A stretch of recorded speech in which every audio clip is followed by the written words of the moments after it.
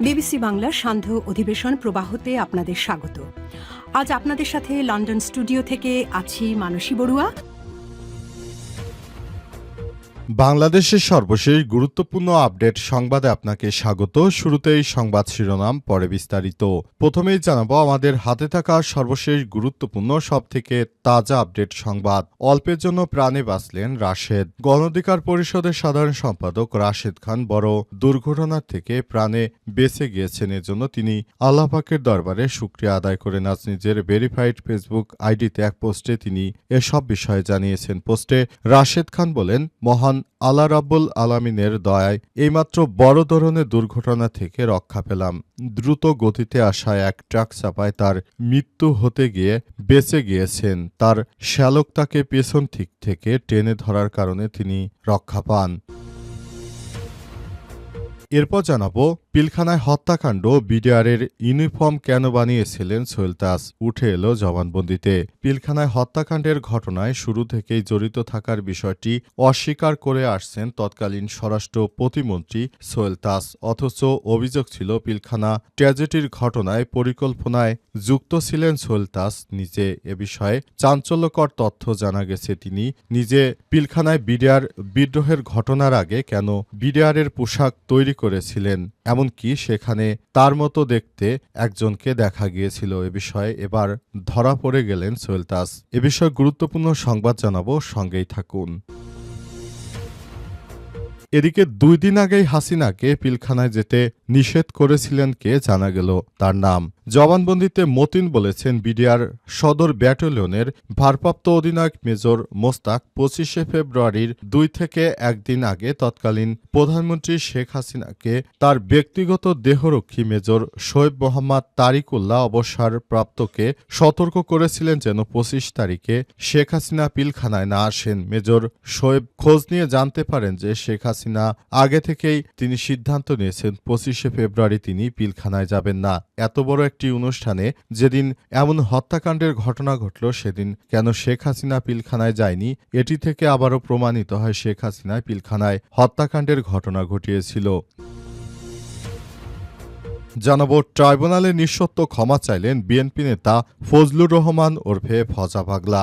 আদালত অবমাননার মামলায় ট্রাইব্যুনালে লিখিতভাবে নিঃশর্ত ক্ষমা চেয়েছেন বিএনপি নেতা ফজলুর রহমান। আজ দুপুরে সংবাদ সম্মেলনে চিফ প্রসিকিউটর তাজুল ইসলাম বিষয়টি নিশ্চিত করেছেন। চিফ প্রসিকিউটর জানান, ট্রাইব্যুনালকে নিয়ে বিরূপ মন্তব্যের জেরে লিখিতভাবে নিঃশর্ত ক্ষমা চেয়েছেন বিএনপি নেতা ফজলুর রহমান। আজ এ বিষয়ে শুনানি অনুষ্ঠিত হবে।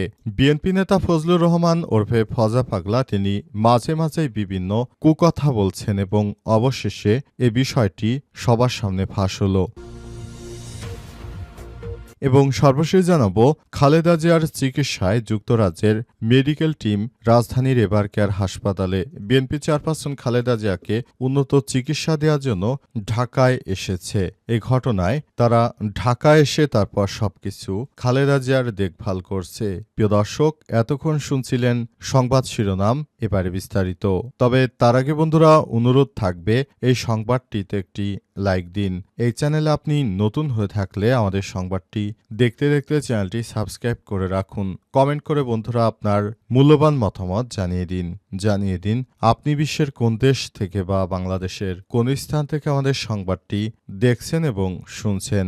আর বন্ধুরা, সংবাদটি আপনার সোশ্যাল মিডিয়া ফেসবুকে শেয়ার করে বন্ধুদেরও দেখার সুযোগ করে দিন।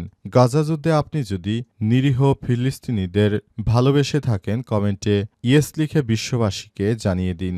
সংবাদটি আপনার সোশ্যাল মিডিয়া ফেসবুকে শেয়ার করে বন্ধুদেরও দেখার সুযোগ করে দিন।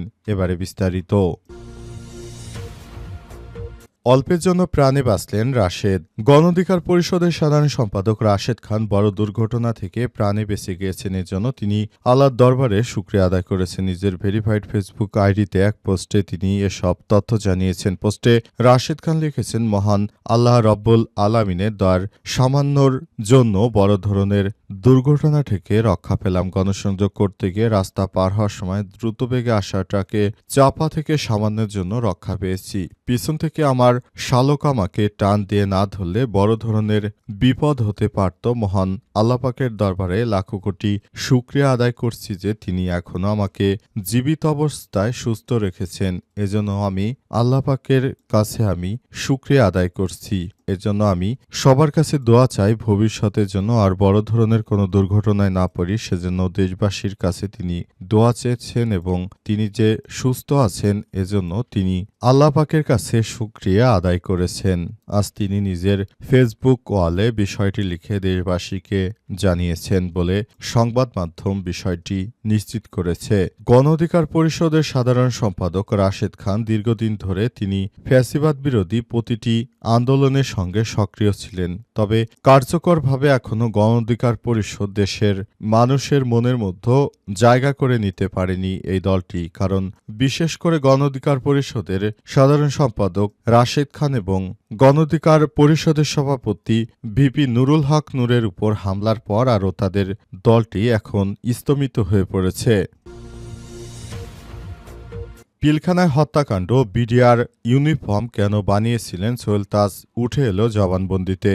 পিলখানায় হত্যাকাণ্ডের ঘটনা শুরু থেকেই জড়িত থাকার বিষয়টি অস্বীকার করে এসেছেন তৎকালীন স্বরাষ্ট্র প্রতিমন্ত্রী সোহেল তাজ। অথচ অভিযোগ ছিল পিলখানা ট্র্যাজেডির ঘটনায় পরিকল্পনায় যুক্ত ছিলেন সোহেল তাজ। যদিও সোহেল তাজের পক্ষ থেকে দাবি করা হয় ঘটনার সময় তিনি দেশের বাইরে ছিলেন। অথচ তার বিষয় ভিন্ন ভিন্ন প্রশ্ন উঠে এলো সেই নৃশংস হত্যাকাণ্ডের তদন্তের প্রতিবেদনে। তদন্তের সপ্তাহখানেক আগে 17 ফেব্রুয়ারি সোহেল তাজ বিডিআর এর ইউনিফর্ম তৈরি করতে দিয়েছিলেন। পিলখানায় নৃশংস হত্যাকাণ্ডের ঘটনা তদন্তে বর্তমান অন্তর্বর্তীকালীন সরকারের গঠিত জাতীয় স্বাধীন তদন্ত কমিশনের প্রতিবেদনে 8 নম্বর কয়েদি সাক্ষী হাবিলদার জসিমউদ্দিন খান দর্জি আসিফুর রহমান আকাশের জবানবন্দিতে এই চাঞ্চল্যকর তথ্য উঠে এসেছে। তদন্ত কমিশনকে হাবিলদার জসিমউদ্দিন জানিয়েছেন তৎকালীন স্বরাষ্ট্র প্রতিমন্ত্রী তানজিম আহমেদ সোহেল তাজের জন্য বিডিআর ইউনিফর্ম তৈরি করা হয়। বিডিআর সদর দপ্তরে কর্মরত দর্জি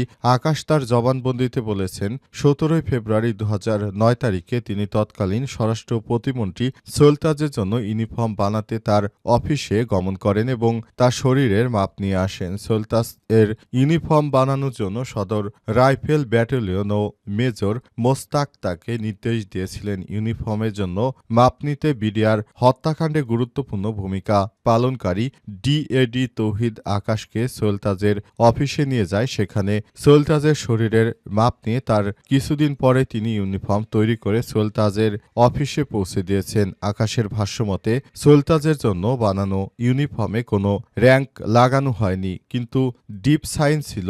ইউনিফর্ম পৌঁছে দেওয়ার দিন আকাশের সাথে সোহেল তাজের দেখা হয়নি।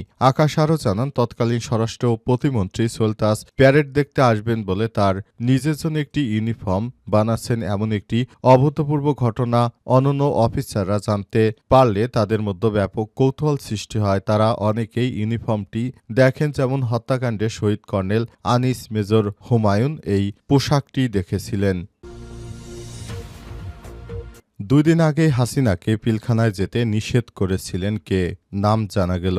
পিলখানায় তৎকালীন বিডিআর সদর দপ্তরে নৃশংস হত্যাকাণ্ডে দলগতভাবে আওয়ামী লীগ জড়িত বলে জানা গেছে। দলগতভাবে আওয়ামী লীগ জড়িত থেকে মূলত পিলখানায় হত্যাকাণ্ডের ঘটনা ঘটিয়েছিল আওয়ামী লীগ, এমনটাই আজ কমিশনের তথ্য থেকে জানা গেছে। সেখানে পিলখানায় এই হত্যাকাণ্ডের পেছনে হাসিনার মদত ছিল এবং ভারতের মদতে মূলত তৎকালীন পিলখানায় বিডিআর জওয়ানদের হত্যা করা হয় এবং 57 জন সেনা অফিসারদেরকে হত্যা করা হয়। তৎকালীন বিডিআরের প্রধান অর্থাৎ জেনারেল শাকিলকেও নৃশংসভাবে হত্যা করা হয়। মূলত শেখ হাসিনার যারা পোষ্য গুন্ডা ছিল তারা তৎকালীন পিলখানায় অর্থাৎ বিডিআরের কিছু মুখোশধারী ব্যক্তি সেজে তারপর তারা সেদিন পিলখানায় ঢুকে পড়ে এবং তারাই মূলত 57 জন সেনা অফিসারকে গুলি করে হত্যা করে। এই গুলি করে হত্যা করার পরই আবার এই 57 জন কর্মকর্তাকে হত্যাকাণ্ডের দায়ে তারপর বিডিআরের যেসব জওয়ানরা ছিলেন তাদেরকে মূলত বিভিন্ন মেয়াদে সাজা দেওয়া হয়, যাতে করে অর্থাৎ 20 দিয়ে 20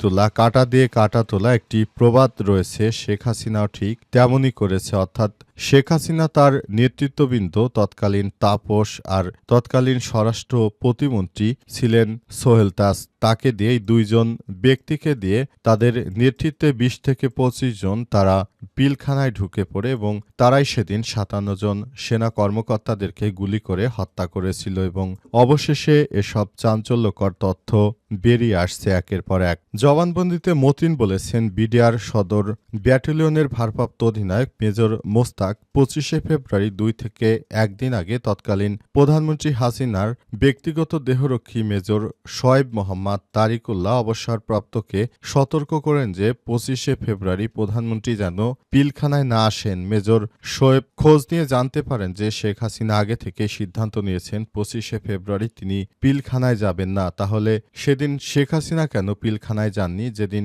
৫৭ জন অফিসারকে হত্যা করা হয়েছিল সেদিন শেখ হাসিনা কি কারণে তিনি পিলখানায় যাননি? সে বিষয়টি থেকে স্পষ্ট হওয়া গেছে শেখ হাসিনা এই হত্যাকাণ্ডের সঙ্গে সরাসরি জড়িত।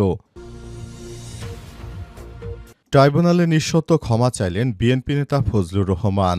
আদালত অবমাননার মামলায় ট্রাইব্যুনালে লিখিতভাবে নিঃশর্ত ক্ষমা চেয়েছেন বিএনপি নেতা ফজলুর রহমান। আগামী সোমবার ৮ই ডিসেম্বর এ বিষয়ে শুনানি অনুষ্ঠিত হবে। এর আগে গত ২৬শে নভেম্বর ট্রাইব্যুনালকে নিয়ে বিরূপ মন্তব্যের জেরে আন্তর্জাতিক অপরাধ ট্রাইব্যুনালে তার বিরুদ্ধে আদালত অবমাননার অভিযোগ আনা হয়। এর জেরে গত ৩০শে নভেম্বর বিএনপির এই নেতাকে আগামী ৮ই ডিসেম্বরে সশরীরে উপস্থিত হয়ে এ বিষয়ে ব্যাখ্যা দিতে বলেছে ট্রাইব্যুনাল। অবশেষে তিনি ট্রাইব্যুনালে হাজির হয়ে তিনি বলেন, আমি যে ধরনের বক্তব্য দিয়েছি এর জন্য আমার ভুল হয়েছে। এজন্য বিএনপির এই ফজলুর রহমান ওরফে ফজা পাগলা তিনি আন্তর্জাতিক অপরাধ ট্রাইব্যুনালের কাছে নিঃশর্ত ক্ষমা চেয়েছেন। নিঃশর্ত ক্ষমা চেয়ে তিনি বলেছেন তিনি আর ভবিষ্যতে এই ধরনের কোনো আজগুবি বিষয়ে তিনি আর কখনোই মন্তব্য করবেন না। এর আগে তিনি একবার শিক্ষার্থীদেরকে নিয়ে নানা রকম কুরুচিপূর্ণ মন্তব্য করার পর যখন শিক্ষার্থীরা তার সাজা চায় তখন বিএনপি থেকে এই ফজলুর রহমানকে বহিষ্কার করা হয় এবং অবশেষে বিএনপির তারেক রহমান আবার এই ফজলুর রহমান ওরফে ফজা পাগলাকে বিএনপিকে মনোনয়ন দিয়েছেন। এই ঘটনার পরই পুরো পরিস্থিতি এখন আগের থেকে খারাপ পর্যায়ে চলে এসেছে। তার মতো একজন বিতর্কিত ব্যক্তিকে কিভাবে বিএনপির ভারপ্রাপ্ত চেয়ারম্যান তারেক রহমান এই ধরনের একটি পদে তাকে নমিনেশন দিয়েছে সেটি ভাবলেই অবাক লাগে, কারণ বিষয়টি খুবই দুঃখজনক।